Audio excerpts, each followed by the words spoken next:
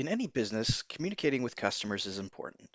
With lawn care, customers don't always know whether their yard has been serviced, or maybe it's a second home. In crew control, we have the ability to have automated texts sent out to your customers. To turn these on, go to Settings, Customer Communication, and edit your visit notifications. From here, you can choose to opt in to either pre-visit notifications or visit complete notifications.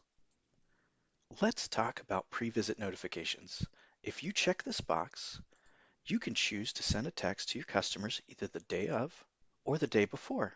You can set what time you want the text to go out, then add additional details about the visit.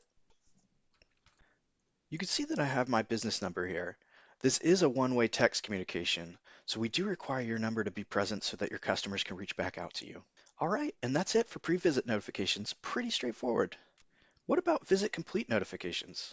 If you turn on a visit complete notification, this will automatically send a text to any customers when the crew completes a job.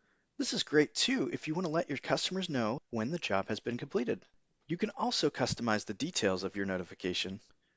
Both pre-visit notification and visit complete notifications allow you to test by texting a number to yourself to verify the content is correct.